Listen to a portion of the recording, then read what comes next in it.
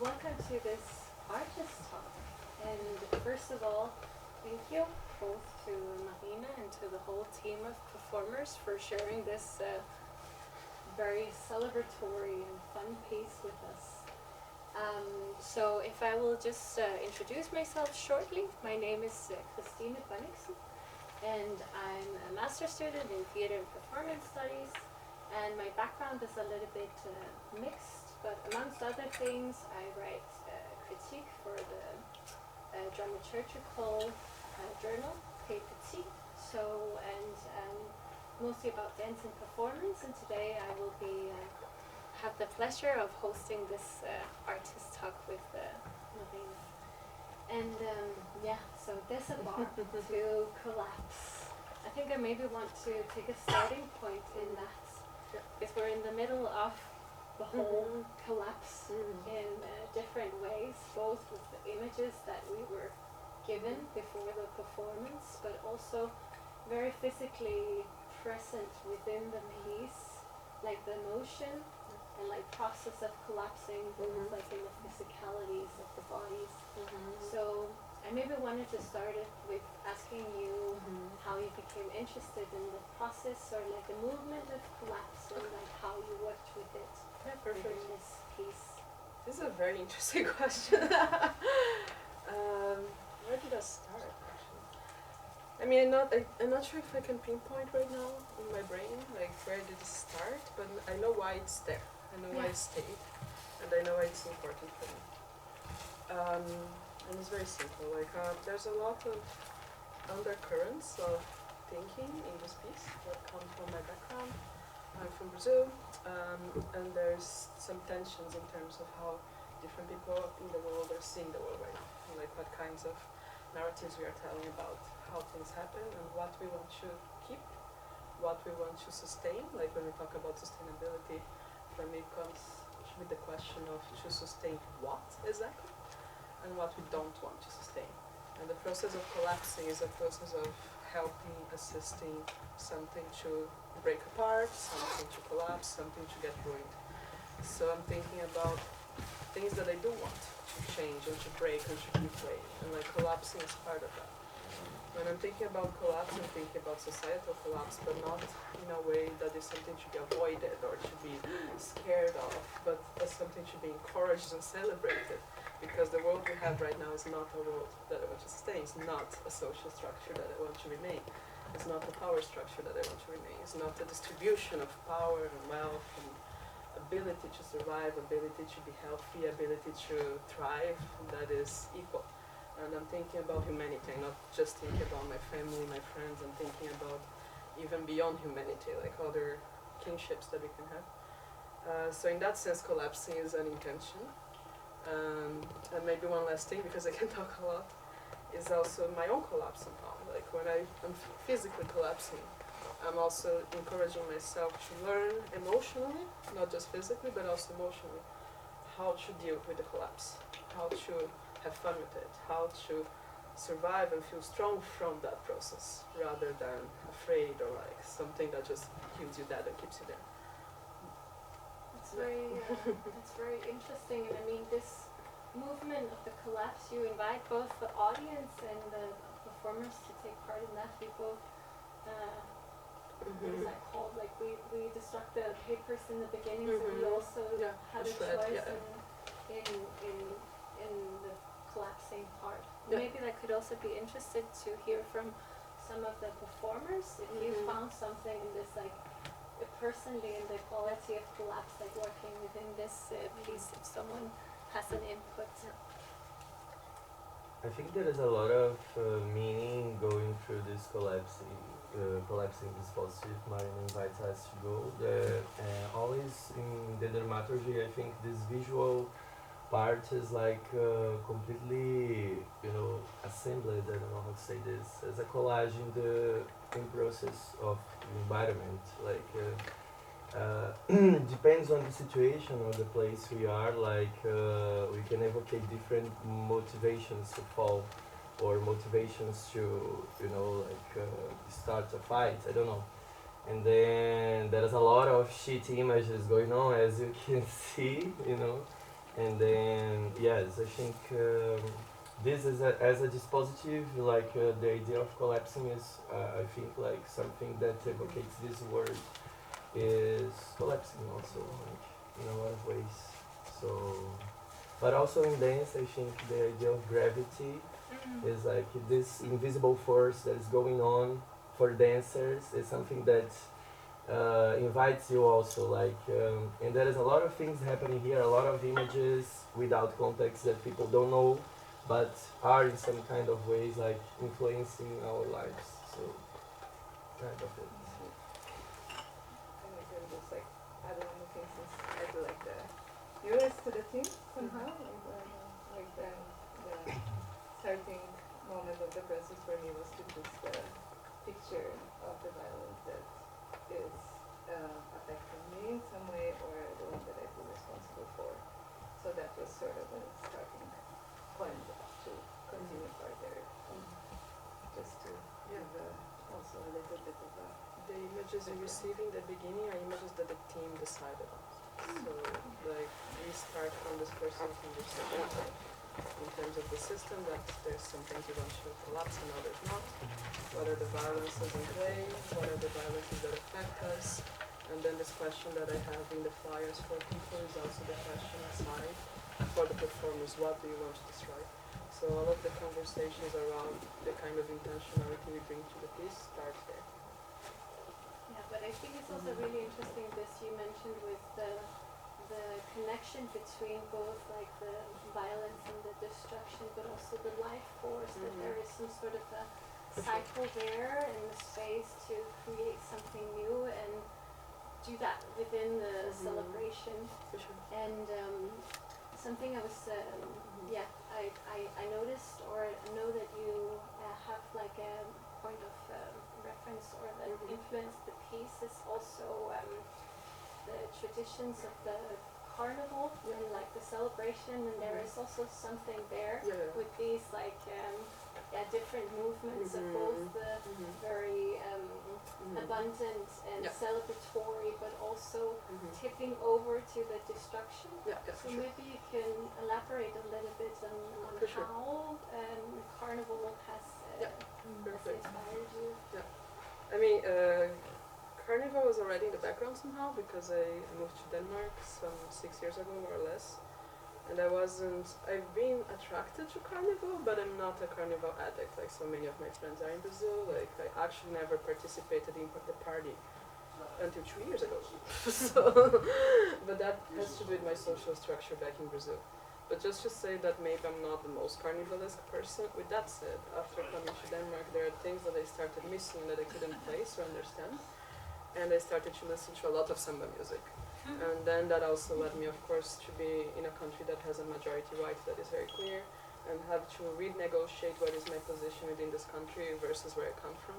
Which, I mean, my country might not be majority white, but my city is. So, but it's still very different discourses around race and class and gender. So those things were brewing inside of me. And then I started to be more interested in samba and carnival. What is that? And one of the interesting things that are most appealing for me is that samba is a cultural form that has formed or mutated from the strategies of resistance of black culture after the enslavement and like being sent to Brazil. Brazil is the country that received the most enslaved people historically, like from black Africa at least. So it's a country that is still affected today. Like, it's a very alive discourse. It's not something that we can put away in a pocket. Like, it's really on my skin just being there. It's not about, and I'm using this expression on my skin, but I wasn't trying to reference the color. I was just saying I really feel it, like in the air, like it's vibrating.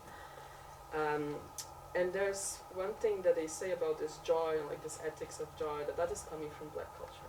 One of the, I don't remember his name right now, but there is one writer about samba, one theoretical writer, that points out that the joyfulness in carnival and the music, the beat, is not simply joyfulness, is unrest.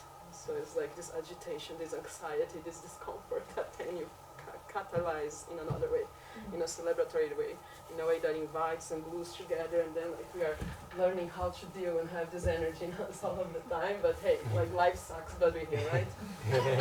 And most of the samba songs that I enjoy the most, if you look at the lyrics, they are talking about things that are very dark, like in contrast to the celebratory tone of the beat itself.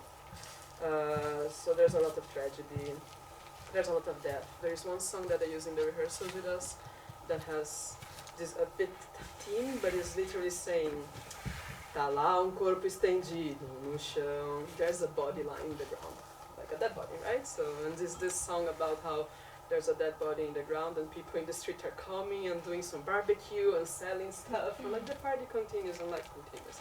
And there's a dead body in the ground. So it's like very tragic, but also somehow empowering that, yeah, you kind of have to manage, right? Like in some way or another.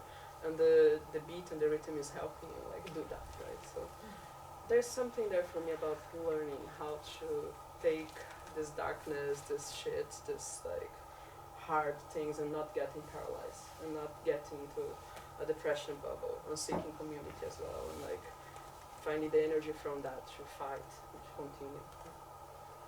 Yeah, but there is also something within that carnival structure, also historically speaking, that is working with subverting different like power hierarchies. And I know that in your practice that you're also interested in like different spaces and maybe also institutional spaces and how to maybe disrupt or disturb or destabilize those. For sure. So it could also be very interesting to hear because this piece premiered in Aarhus where you were parading through the streets first, making your way into the institution, and now we're in this space. Maybe you can talk a little bit about how you've worked in different spaces and because there was also something very physical about like fighting both within each other but also the physical walls and so on. And I can say that I'm kind of happy about, like, noticing the trajectory of my work. Oh, there's a thing about walls. I graduated from the Art Academy. I work in a museum there, and we were spitting, drooling, like physically drooling at the walls in the museum, for example. So, if that's not like a relation of friction with the institution, I don't know what is. But I would like to take on a keyword that you use, that is premiere. So that this piece premiered in Copenhagen. And if I would talk about disrupting or like changing the relationship to institutions, that would be my first point. It also relates to my trajectory and my background and where I come from. Like in Brazil, we don't have so many resources. Like this kind of production planning that is in the performing arts context here. We have kind of 3 years that you're going to be doing residencies and then you premiere. That doesn't exist in my country and also doesn't exist inside of me. I don't understand that. I'm still learning. And I'm also coming from visual arts context, which, like, depending on at what point in your career you are, this also doesn't exist. So the piece in Oa Garden, we took 2 weeks and then we presented twice, and that's it. So the word premiere, I would question that. We presented, we opened, like it's not a dig on you. It's just taking the opportunity to think together. And also for here, we like rehearsed another 2 weeks with like a new team, etc. So I'm thinking of it in terms of research. I'm thinking of it in terms of everything that happened 1.5 years ago is still feeding into something that is happening that is going to evolve and change. And I'm sure there are things that we presented here that I also want to change. And is it a new piece or not? I'm not sure if I care. So my strategy to change the title so I can access resources, so I can access other festivals, so I can access things. But for my own sake as an artist, it's just the same continuous research and questions that are coming from there. So for example, in the Oa Garden performance, we had confetti bags that we distributed to people, which now disappeared in favor of the flyers. Because I'm trying out the different like performative structures of how can I relate to people, how can I make this happen. And I'm sure there's other possibilities. I'm not ready to fixate, and right now I'm not interested in fixating. I think fixating either comes from a pressure of the system and like wanting to have the situation of touring, for example, which I hope to arrive at some point. But also as a way to try something, not necessarily to, oh, now like this is fixed and I close the research and I open something new. I don't know. So that's the first observative thing I would like to talk. And then it's just a small, and this is a bit my own, personality, that there's something in me that loves that there's going to be a piece of confetti here in 5 years, you know, I'm going to come back. I'm going to find it. And we're going to clean as fast as we can, of course. No, for real, but there's something about just like doing things in a flexible way, doing things in a way where it's like chill, no stress, this is lived, this does not have to be cleaned and the next person, this is lived, we live together, there's layers of life and this is part of it. Yeah. So the walls doesn't move, but maybe you still leave like small Yeah. traces. We leave our sweat in the walls. Yes, and drawing maybe also. Yes. We make. Yeah. Very nice.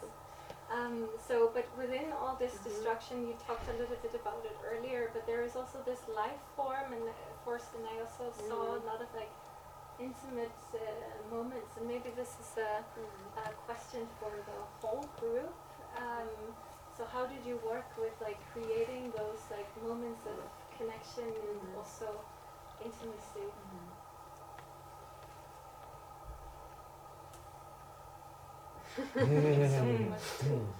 I mean, we went to Lisbon for a week and we're living together in the same house. I think that's a good beginning, no? I think like we did a lot of like referring back to the process we started at Oriane. We did a lot of like hands-on somatic connecting in physically to each other's bodies, a lot of listening practices. We did some BMC, body, mind, sensory, really getting in touch with our own organ structures and each other's. The whole dropping part that in the beginning, this samba from the drop, was originally, we tried dropping from different organs and we landed in dropping from the heart space. So I think for me, like this is something Marina is really guiding in the work, is first and foremost, how do we connect, how do we find each other through of the very somatic, visceral, sensorial, and like there's a lot of touch going on amongst us, a lot of like camaraderie also. So I think that's like a base for where we have worked on layers of trust and discussions from there and different things. I think our discussions are also quite important, like talking about the images, having to make this choice of like, and the questions in the beginning are, what is an image of violence that has affected you, and what is an image of a violence that you have created or like, not sorry created, but like, that you feel responsible for. Yes, so it's very personal from the get-go, because you have to make those choices and like bring it to the group. And there's very interesting things that happen there, like people who think of an image, but then it's an image they don't want to bring to the group, like. And just as a quick shout out, that the project also had a brief moment in Brazil for a single week, and I had 3 other performers. And we were also talking about the image that they brought. So there's other presences in the room beyond the performance. Very much. Is in the white Yeah, this is colors this style is Brazilian.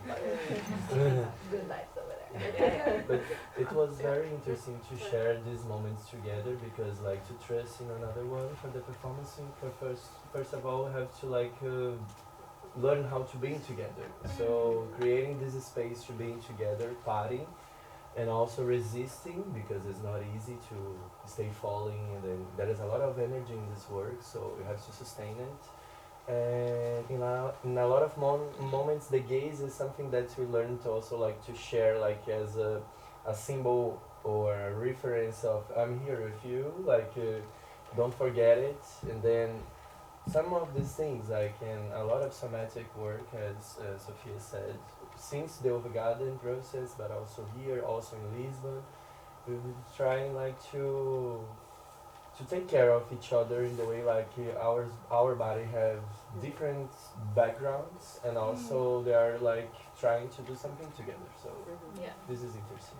Yeah, and I think this quality of taking care is definitely also like present in the piece. I'm also happy that you mentioned the gaze, because that was definitely also something that caught my attention in it. It's there was both like the power struggles, but also a lot of playfulness within the different gazes, both like how you play with each other, but it's also space that you invite the audience to participate in. So maybe a question is how do you see like play and the collapse connect, and what does it do for you in this space? I wonder enjoy about that? I think for me it's more what I touched on a bit of the joyfulness being in rest. So play and joyfulness are hand in hand, and it's when you establish a situation of play, suddenly a lot of things become possible that were not possible before. So one struggle that I've had with the piece along the time, and I will continue to struggle, but I found some like path now, is how to get this violence and this aggression that I believe we all have like in our bodies out, right? And from the performance more specifically. And the moment I said, let's play fight, and then it happened somehow. So there is the play and the collapse there, and then it was very interesting to see people suddenly connecting with an enjoyment of that violence. I like to wrestle, I like to throw things, I like to do this. So like there's an energy in your body that is rising and that you do enjoy to use. But there is the context and the framing and how we talk about things, like there's all of these other layers of sociability that determine whether it comes out or not. So establishing a situation of play, name of experimenting that energy, experimenting the collapse, experimenting the violence, like that is a situation that I'm enjoying right now. With that said, I will, as a mental note for myself, there's some care that I need to take with the piece, that it doesn't stay at that level of play, and doesn't, stop there, basically. I have an urge that is like, I would be a horrible magician because I want to reveal the trick now, but I'm gonna do that. Because the images we've been talking about that you hand in the flyers, like for the taming side, they are very present in our body space as we do this. If you notice, the flyers has a color, like in the back, right? It's the same image twice, but tinted. Each pile that we have here has a color that corresponds to some of the flyers. And that's because we grouped the images together in some kind of categories. So we try to understand what type of intention I have with a specific type of confetti. And there is the purple pile that corresponds to climate change and like natural events of a magnitude, of a big scale, large scale, that we somehow as like kinship species situation are responsible for. So that's the environmental connections to the violence connected to the environment, let's say. And then the red is more straightforward, like war. War, border, land, like this kind of deep entrenched negotiations of humans in this world and how we organize our species, or little creatures, and how we fight and like do this shit.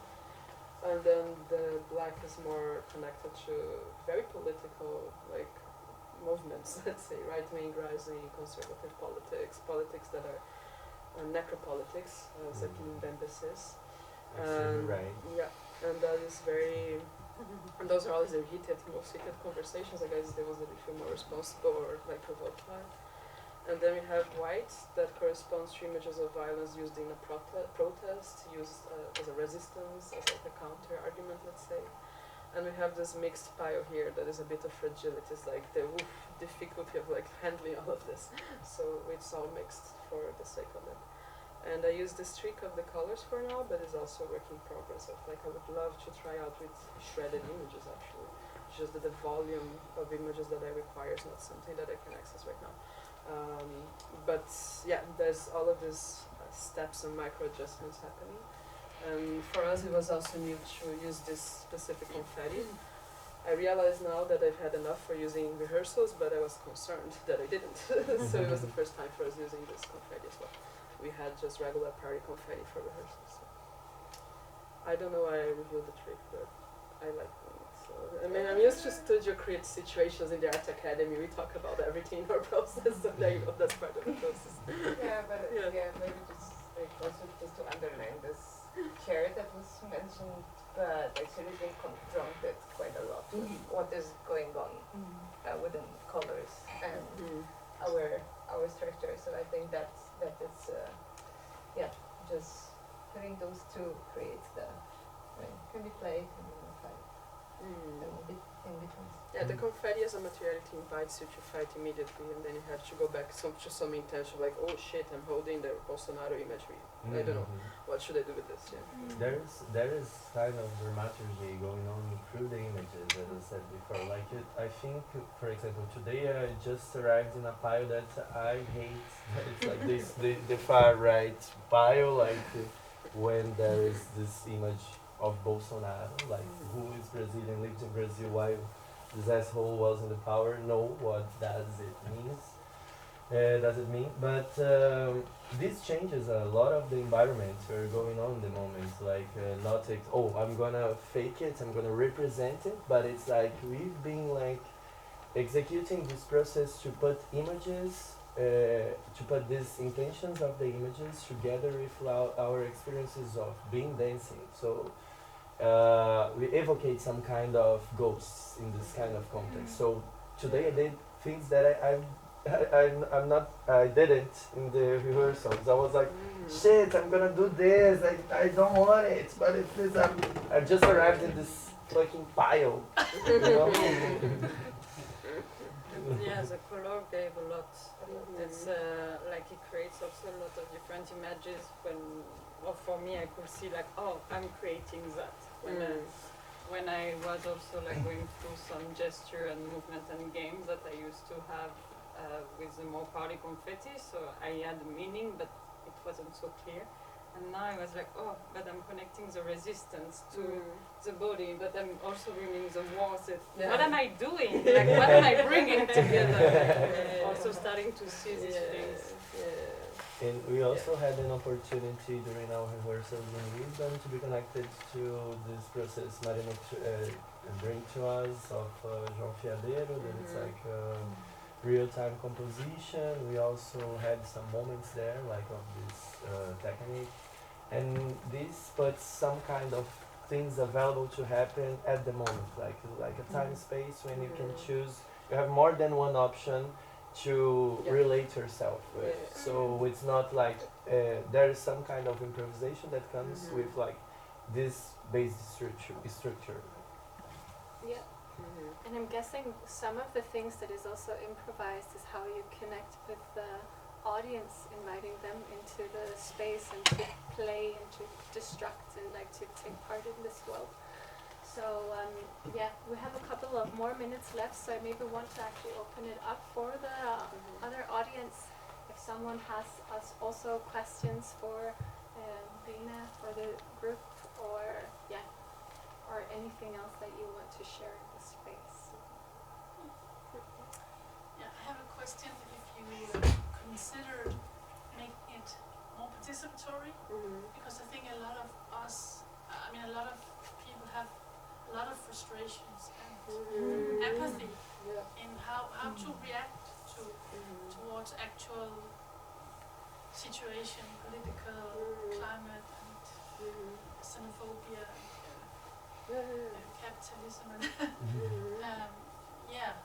and I think a lot of us, we don't know where to put this apathy, or it can turn into apathy, but frustration or sadness or grief or aggression or and I was just wondering if you were considering that, and also the presence of the images, and if this could be an ongoing process during the show, that you keep maculating,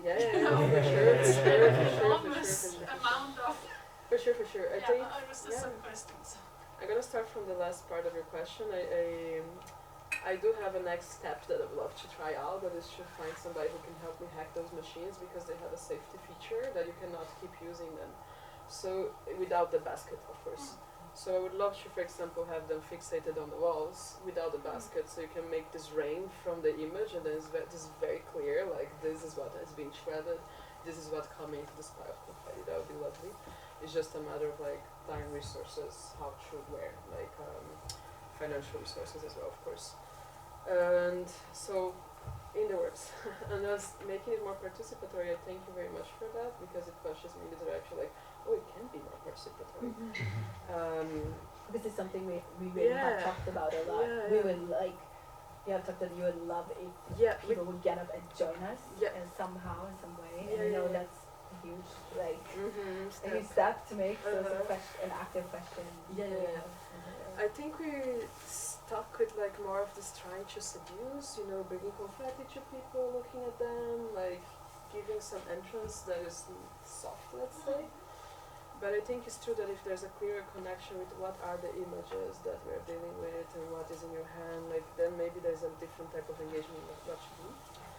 I think there's another two things to take in consideration. One is just cultural differences, and yeah, I'm sorry to bring this up, but like when I was in Brazil, we had a test audience there as well, like, and the way people reacted was so different. Like people were throwing confetti at each other in the audience. So they just go for it. And I think it helps that we didn't have chairs, for example. We were just all sitting on the ground and that's it, you know. So like the chairs also do something like this kind of spatial. But I think now I get like provoked in a good way of like, okay, maybe there's more I can do in terms of really bringing people. Like, I mean, I'm inspired by Nadia, for example, in that moment where during tender they brought everyone around the earth and then they had smaller clusters of people and somebody really guiding. So maybe there's more that I can push in that direction. I lost my question, but I'll share something coming from that. Yeah. In the beginning, my position was like, I won't watch this. Why I'm watching this? Like, there was this gesture which I take as, okay, that's all. And then comes the room, the chairs, and I'm like, okay, I should sit, I suppose. But as the confetti was used as confetti, I felt seduced and I want to touch it. Why are you throwing it at me? They do work with seduction in terms of, yes, sexually, but also as a sort of soft invitations. And I really appreciate the clarity yet tenderness in this. Also with the difference in the room, like you have like a person that's this young, all these differences. And as for participating not as a watcher, listening to that, I mean, I do get self-conscious when I'm hyper-visible, we're just working with listening. Then now I was wondering, like, what if there was a VJ in complete darkness and there's a disco ball? The only light is like violet images projected into the disco and then you ball. have shiny confetti also, like metallic. Because already there's the rhythmicality in the music. I mean, another idea that was like lost in my head at some point and never came to fruition, also for like resources, blah blah blah, is also projecting the images and projecting it in a flashing way, like in a way that, but that's more of a black box setting, let's say, that I haven't arrived at yet. But like flashing images, flashing the images of violence, all of that has crossed us. It's really So we're almost out of time, but I think we have maybe one more question if someone has something here in the end. and I will stick around and we can talk for the others.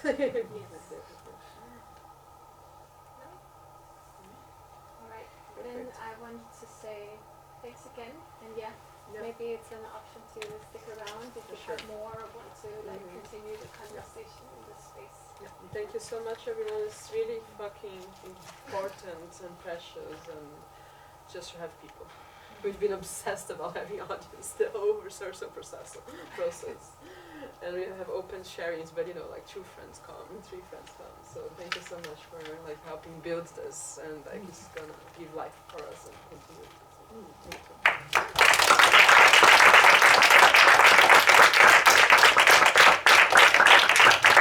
And of course, thank you the festival for hosting us as well, and thank you Christine for helping us produce. I don't think she's here anymore, but thank you. I'll let her know. Perfect. Okay, have a nice rest of the festival. Okay.